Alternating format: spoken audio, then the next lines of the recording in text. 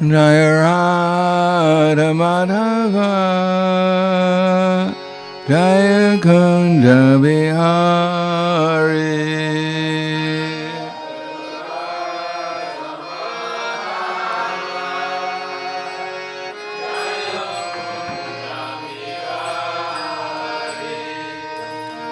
Jaya Radha Madhava Jaya Kunja Bihari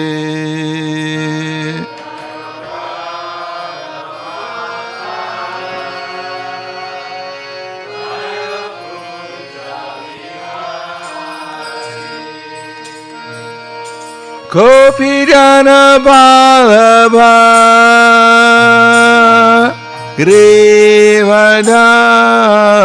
Grivadari Jaya Grivadari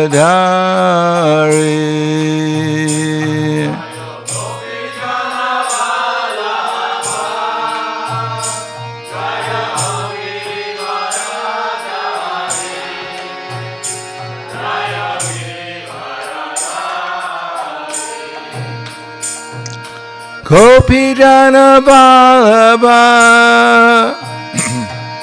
Grivadari Jaya Grivadari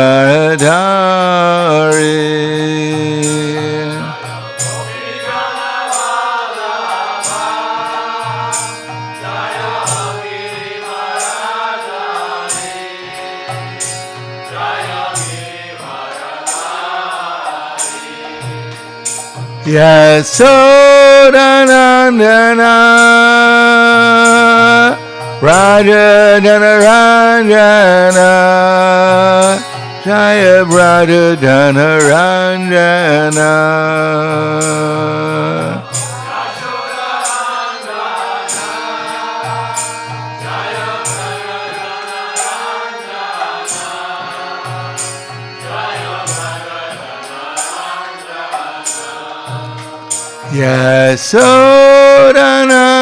Yasodanandana Raja Dhanaranjana Jaya Raja Dhanaranjana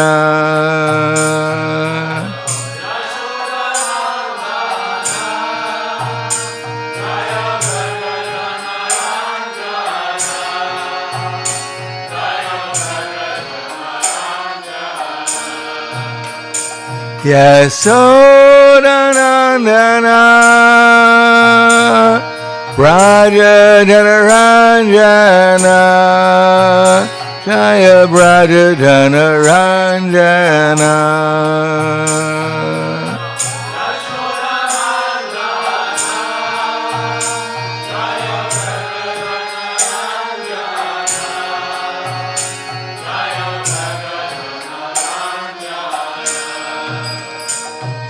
Yamuna Tiravarachari Jaya Kunja Bihari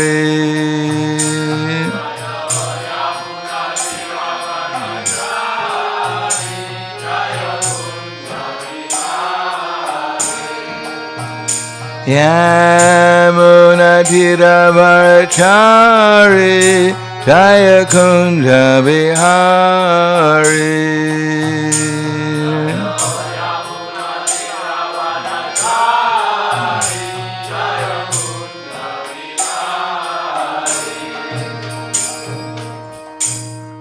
Radha Madhava Jaya Kunja Bihari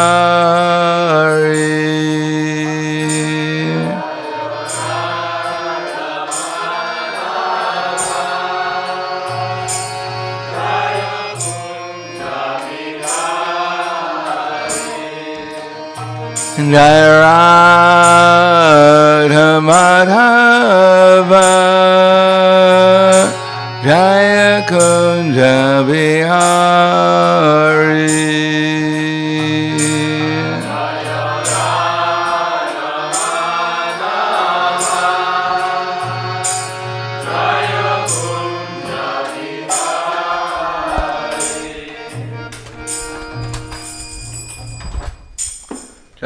Pad Paramahansa Brahmadakacharya Asadhara Situ Shri Shriman His Divine Grace Shalasi Bhaktivedanta Swami Raj Srila Prabhupada Ki Jai Gaur Premanande Haribo Slava Zabrani Bhakta Slava Shri Guru Shri Gurangi Om Vishnu Padaya Krishna Prasthaya Bhute Srimate Bhaktivedanta Swami Tiramane Namaste Saraswatam Deve Gauravani Vacharane Nirvishesha Srinivadi Askatyade Satarne Om Agyana Tvinandasya Garanjana Salakaya Chaksuramilitam Yena Tasmai Shri Guruve Namaha Shri Chaitanya Manobishtam Stapitam Yena Bhutale Swayam Rupa Kadamayam Tadati Swapadantikam Vandeham Shri Guru Shri Yuta Padakamalam Shri Guru Vaishnavamscha Shri Rupam Sagrajatam Sahagana Raghunatam Vitam Tham Sajivam Sarvaitam Savadutam Rijana Saitam Krishna Chaitanya Devam Shri Radha Krishna Padan Sahagana Lalita Shri Visakans Vidhamscha Hey Krishna Karna Sindhu Dinabandho Jagatpate Gopesha Gopika Kanta Radha Kanta Namostute Tapta Kanchana Gaurangi Radhe Vrindavaneshwari Prishubhanu Sudadevi Pranamami Hari Priye Vanchakapa Trubhyascha Kripa Sindhu Vyevacha Patidanam Bhavanebhyo Vaishnavebhyo Namo Namaha Shri Krishna Chaitanya Pranitananda Shri Advaita Gadadhar Shivasadi Gaur Bhaktivinoda Hare Krishna Krishna Krishna Hare Hare Hare Rama Rama Rama Hare Hare Om Namo Bhagavate Vasudevaya Om Namo Bhagavate Vasudevaya Om Namo Bhagavate Vasudevaya Srimad Bhagavatam Canto 9 Chapter 4 Ambarish Maharaj offended by Durvasa Muni, text number 46. No purport? As Durvasa Muni said this, his face became red with anger. Uprooting a bunch of hair from his head, he created a demon resembling the blazing fire of devastation to punish Maharaj Ambarisha. Text 47. Tam apatantim dvalatim asihastam padabhuvam vepayantim samadvikshya nachachala pada nripa tam apa tantim dvadlatim asihastam padabhuvam vepayantim samudviksha nachachala padan ripaha.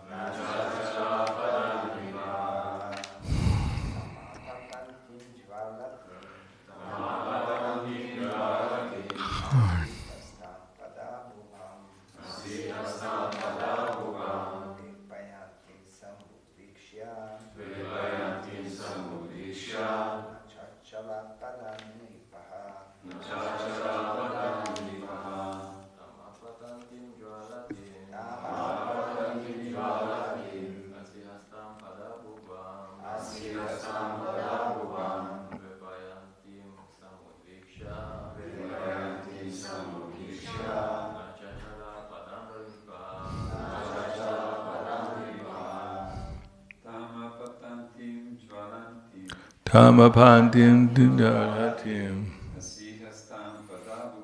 Asihastam padam bhuvam Vipayantim samudriksha Chachala padam nripa. Ladies. Pamdalantam jalatim Asihastam padam bhudam Vipayantim samudviksha Nachala padam nripa. Tam apatantim dwalatim Asihastam padam bhuvam Abhayantim samudviksha Najala parabharipa. Tam, that demon, apatantim, coming forward to attack him, dwalatim, blazing like fire, asihastam, with a trident in his hand, pada, with his footstep, bhuvam, the surface of the earth, vepayantim, causing to tremble, samudviksha, sing him perfectly, not, Chachala, moved, padat, from his place, Ripaha, the king. Translation and purport by His Divine Grace, A.C. Bhaktivedanta Swami Srila Prabhupada. Taking a trident in his hand and making the surface of the earth tremble with his footsteps, that blazing creature came before Maharaj Ambrisha. The king, upon seeing him, was not at all disturbed and did not move even slightly from his position. Purport: Narayana parasarve na kutasana bhivyati. Bhagavatam 6:17-24. A pure devotee of Narayan is never afraid of any material danger. There are many examples of devotees such as Prahlad Maharaj, who was tortured by his father but was not at all afraid, although he was only a 5-year-old boy.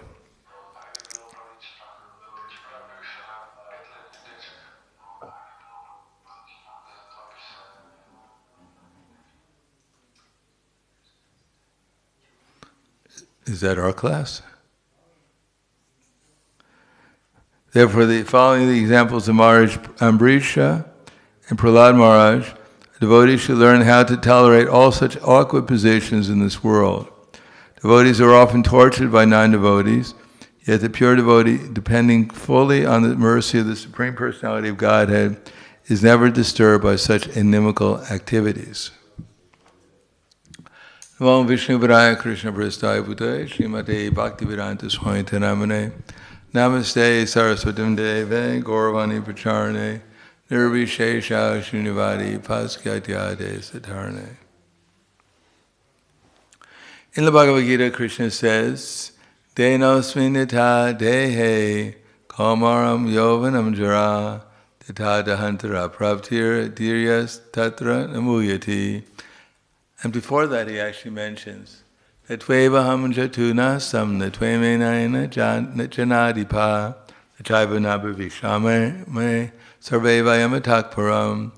Never was there a time when I did not exist, nor you, nor all these kings, nor in the future will any of us cease to be. As the embodied soul continually passes in this body, from boyhood to youth to old age, so similarly the soul will pass to another body at the time of death. A self-realized soul is not bewildered by such changes. So the fact is that this material world is a kind of an illusion for the soul. It's not that the material nature doesn't exist, but our identification with the material nature is like a dream. Just like at night we dream, it's not that the dream doesn't exist, but our identification with the dream is what's unreal. Just like we have our night dream and we have our daydream. So now we're in our daydream. Now the daydream has its reality. It's being governed by Krishna.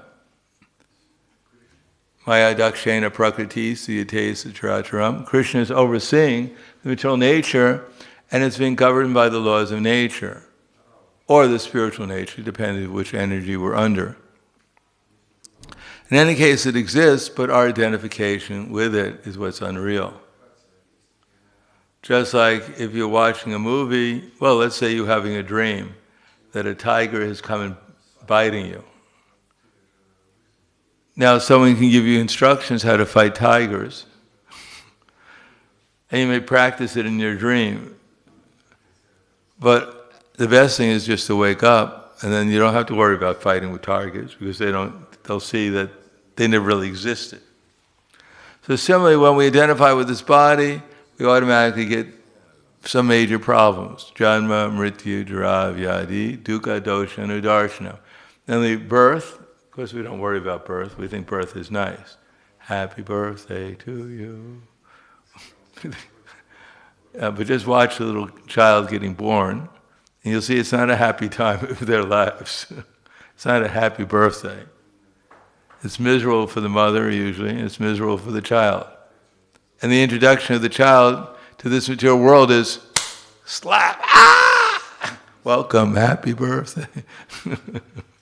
Don't hit me again. Don't worry, someone else will hit you. And then as we growing old, when we're children, it's very painful growing. Your teeth. Do you remember having baby teeth growing in? You remember having baby? Was that pleasant? You didn't notice it. Too many other things to disturb us. What about when the baby teeth had to be taken, fell out? And did all your molars come in properly? The molars of those. You didn't have to have any teeth taken out? What's that? They're still there. Good. And now, one less misery. In any case, growing older, you have to go to school, you have to take so many tests, you have to go through so many changes of life, and then you grow old. How many are looking forward to old age? I can't wait till I get old. Then my teeth fall out again. Then I can't, anyhow, I can't see, I can't hear, I can't smell, I can't do anything. I can just lament about the fact that I'm old. And then happy death day. And finally the glorious day comes when we have to leave this body, and we don't know where we're going. It's not a happy day. Especially if you see some rather unusual people coming and inviting you to come home with them.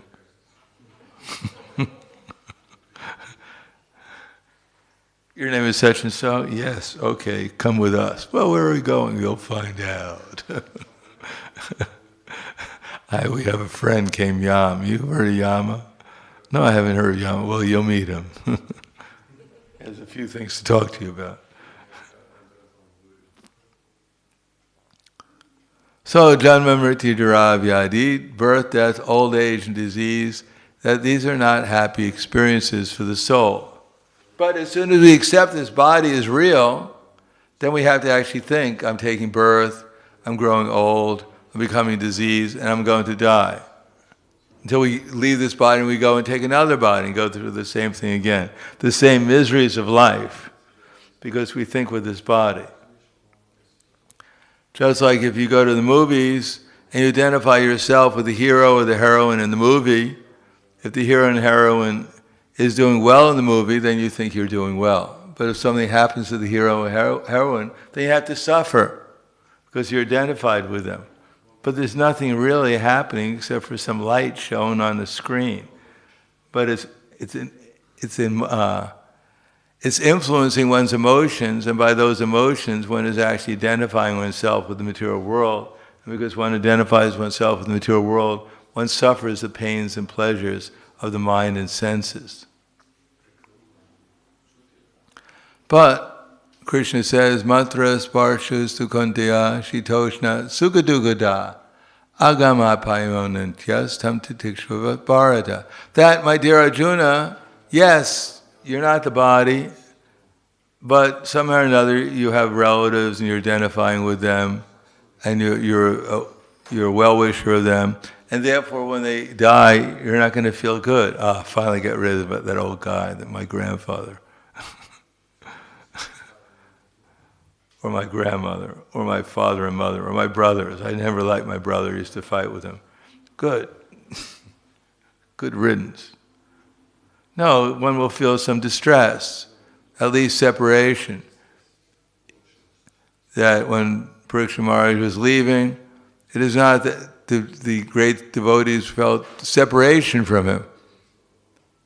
Not that they say, oh, he's not his body, he didn't, so what's the difference? No, because he was a great soul. By his association, so much benefit was gotten by the devotees, and therefore when he left, they felt separation from him, which is also beneficial, but there's a sense of separation.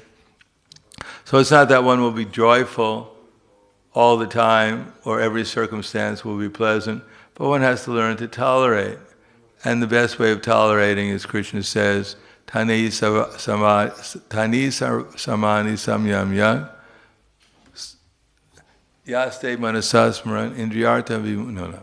Tani samami samyamya yaste manasasmaran indriyartam vimudatma mityatra suchate. That's not it is. Tani sarvani samyamya yuktasti timatpara vishehi yasyendriyani tasya pragya pratishtita.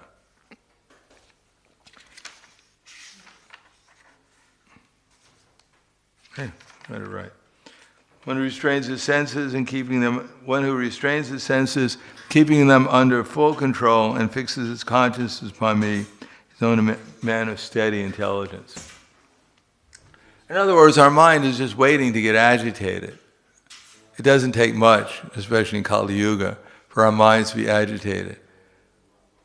The mind gets conditioned to like in a certain environment, certain temperature. Some people will think, oh, now it's summer, it's a great time of the year. And other people say, I can't wait till it's end. I hate summer. It's too hot, sticky, etc. So we don't need very much to agitate the mind. The mind by nature is flickering and unsteady, as Arjuna said. But in order to tolerate it, the flickering and steady mind, one has to fix the consciousness upon Krishna. Therefore, we're practicing japa. We're not practicing japa so we can capture the mind. The mind has a certain thought. The mind says, I want ice cream. But then the intelligence says, but it's 12 o'clock at night.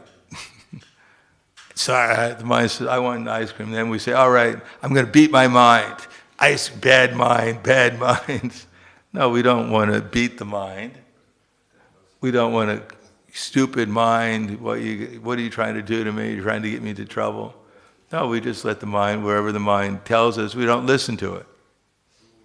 It's just giving bad advice. But that's the job of the mind. It's just reminding us of what we've done in the past, and therefore maybe we took ice cream. That was our regular habit. We used to wake up 12 o'clock at night and eat ice cream. So the mind's simply reminding us, hey, it's time to eat ice cream. Stop, like this. No, this is what you always do. It's time to, no, the best thing to do is, thank you very much, my dear mind. I don't think, I'll skip today. And then think about Krishna. Think about Krishna eating yogurt or something.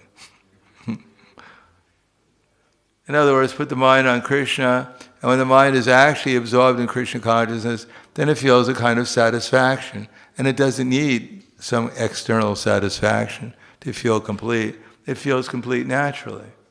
Then one doesn't have to worry about what the mind is telling one, because it doesn't make any difference. And then after a while, the mind will give up. When the mind sees we're not agitated, the mind goes, boo. We go, oh, no, please don't say that again. Boo, boo, oh, no. Then the mind will go, all right, he wants to be agitated. Then, I'll keep on agitating. Boo, boo, help, help. But if the mind goes, boo, and go, Hare Krishna, Hare Krishna, then the mind will give up. Maya doesn't want to waste her time either. Her job is to agitate people who want to be agitated, who take it seriously. If you're awake and you remember the tiger's in my dream, oh, the tiger is coming in my dream. But if you're awake, then who cares if the tiger comes in your dream?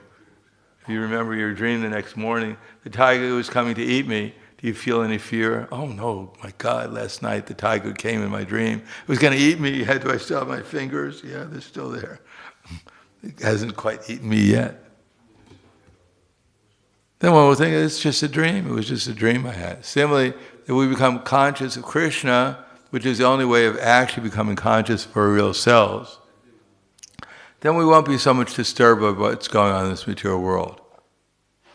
We'll see that all living entities, they're somehow or another on the path back to Krishna. Every living entity in this material world, from Brahma down to the meanest insect, they're all somehow or another on a path back to Krishna. Someone may have a better opportunity to go back quicker, but eventually the whole material world is just meant as a big educational place to help people go back to Krishna. And therefore we shouldn't be envious of those who are lower. We should try to help them if possible. Just like one time Prabhupada was talking to Govinda Dasi, and Prabhupada saw a little bug on the table. And Prabhupada called Govinda Dasi over and said, take this bug outside, give him a leaf to eat, it looks hungry. So for Prabhupada, for a self-realized person, he sees all living entities on the path back to Godhead, and they're not envious. They think, oh, this is also a soul like me, and we want to help them get back to Krishna. That's my duty, whoever it is, whether it's Brahma or it's the smallest insect. One will try to help them become Krishna conscious. Because that's the only real purpose of existence, any existence. And therefore one will not be envious of anyone, because one will see that everyone has an equal opportunity to make some progress in some way back to Krishna. And at least I should not interfere with their progress. If I can't help them, at least I shouldn't interfere with it. Then one will be able to tolerate all different circumstances. Because if one finds out what Krishna wants us to do, and does that with conviction, with full knowledge, then whatever the circumstances, whether favorable or unfavorable, are secondary for the fact that I have to do my duty and fix my mind upon Krishna. If I do my duty properly and fix my mind upon Krishna, then all these favorable and unfavorable circumstances will not affect me. And if I don't do my duty in terms of Krishna consciousness, if my mind is not fixed on Krishna, whether I'm in a pleasant or unpleasant circumstance, it'll all be a waste of time.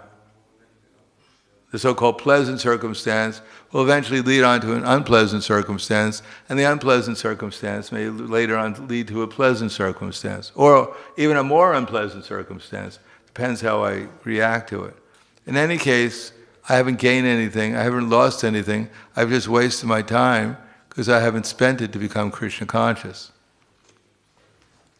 Therefore, throughout Bhagavad Gita, Krishna tells us what we have to tolerate and what we have to fix our mind upon. And this is explained in detail in Bhagavad Gita. See everyone equally, ihaivatera jita sarge yesham samye samam manak, nidosham hi samam brahma tasma brahmani te sitaha. That a person who actually sees everyone as a spirit soul, who is situated in equanimity, he's conquered the conditions of birth and death. He is flawless like Brahman, and therefore he is actually situated in Brahman. So our main problem is we're envious of other living entities because we don't see them as servants of Krishna, and we don't see our duty as trying to help them become Krishna conscious. Therefore, envious doesn't only mean that we don't like the fact that someone has more than we are, or in a better material position than we are. We're also envious because we don't want anyone to come to my position. Or we're competing against others who are in a similar position than I am, that I have to become better. And therefore we're not peaceful, because we're misidentifying ourselves with this gross and subtle body, and we think we have some interest in whatever position my gross and subtle body is in.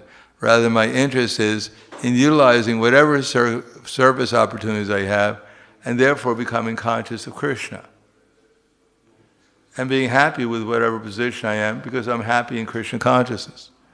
And if I'm not in Krishna consciousness, then I'll never be happy in any position. Nothing, never, from Brahma down to the meanest insect. Krishna says that Brahma is unhappy, the insect's unhappy, and if we're unhappy, it's because we're also not Krishna conscious.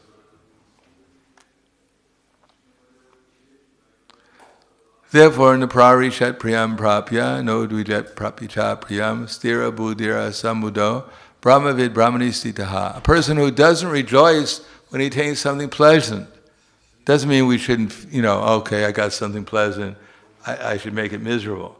No, we don't become excessively overwhelmed with joy that now my life is successful, now I have everything I want, and it's going to be like that forever. No, it doesn't. Okay, Krishna is so kind, he's giving me some opportunity to serve him, and I'll utilize this opportunity nicely in Krishna's service. The Prabhupada said, Priyam, no dvijat prapicha priyam, nor does the mind become agitated, I don't want this situation, I never asked for this, why is it being given to me? No, this is Krishna's arrangement, I must make the best use for it. Stira buddhira, one who's fixed in consciousness and intelligence in Krishna consciousness. Samudo, Brahmavid Brahmanistaha, one who has knowledge of Brahman, of the soul, of the Supreme Soul, and then he's actually situated in transcendence. Payas Parsheva Saktatma Vindat Yatmini Yatsukam, Sabrahma Yoga Yuktatma Sukham Akshayam Ashnute. That such a person is not interested in external objects or sense gratification, but is always entranced, enjoying the pleasure from within. In this way, the self-realized soul enjoys unlimited happiness because he concentrates on the Supreme. Like Maharaj Ambrish. Not very pleasant when you see a fiery demon coming to burn you to ashes. It's not like, oh, how did he know it was my birthday? Rather unusual present he's sending me, but anyhow. Everyone has their sentiments and ways of showing love. No, not a very pleasant circumstance to be put under. But Maharaj Ambarisha, he tolerated it and simply fixed his mind upon Krishna, and therefore he made great spiritual advancement in Krishna consciousness. It was an opportunity for spiritual advancement, and therefore a great opportunity.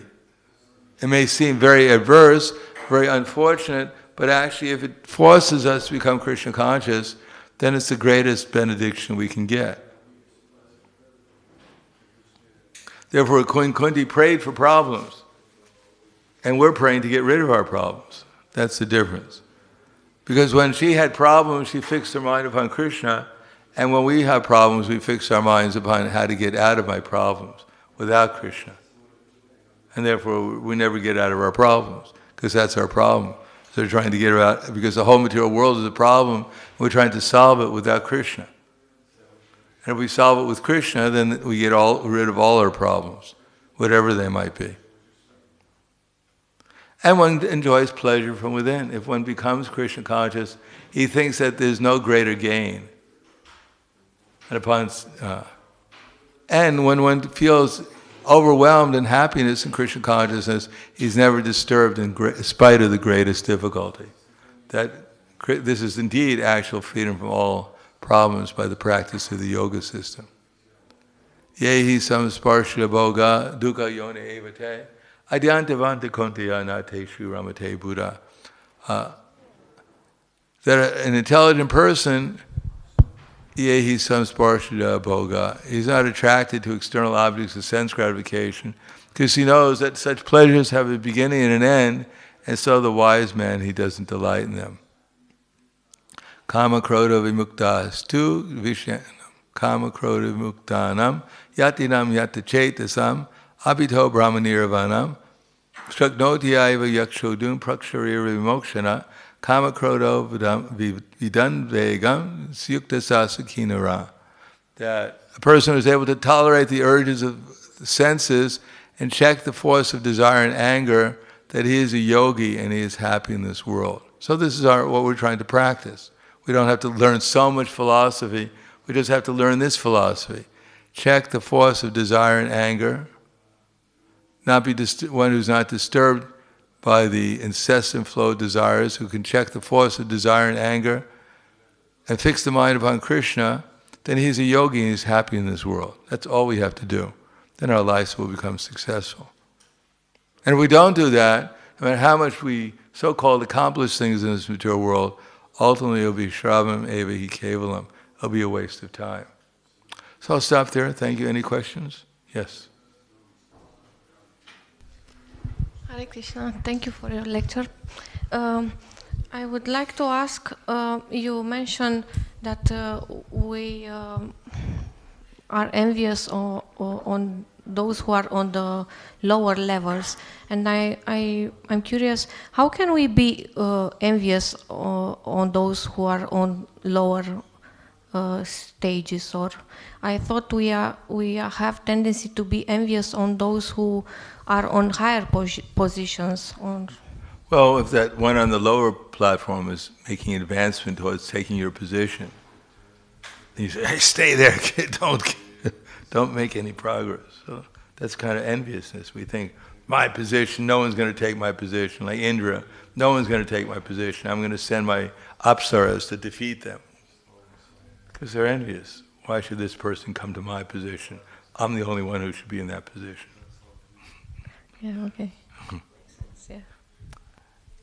Anyone else?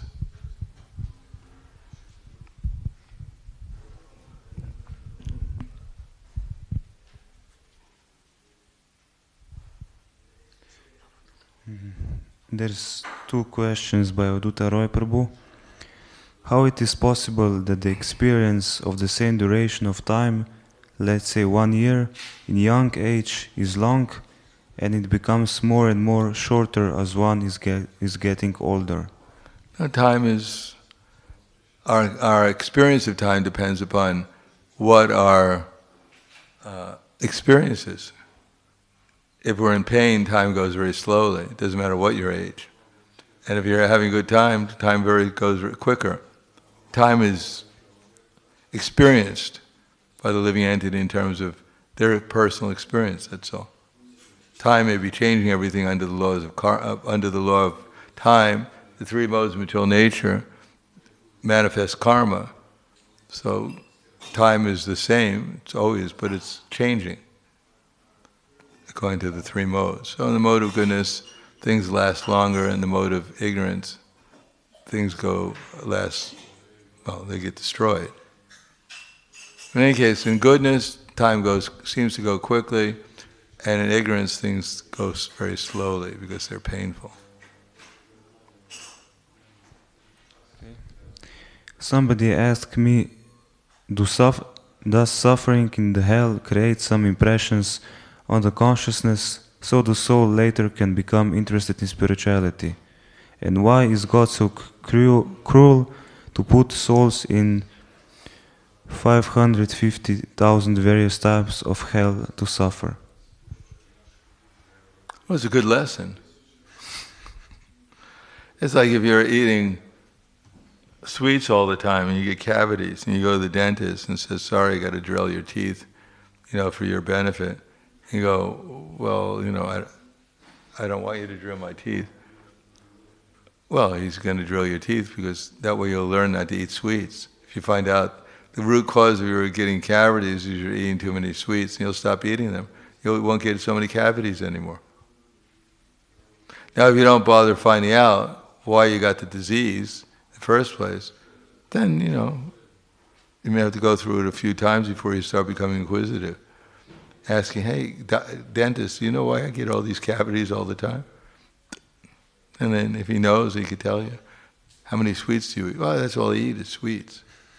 "Ever brush your teeth?" What's that?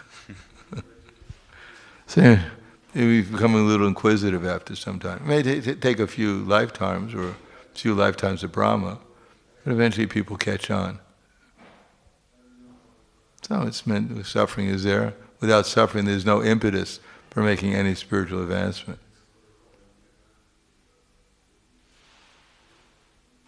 And because there's varieties of sense gratification in the material world, there's varieties of hell to teach us different lessons.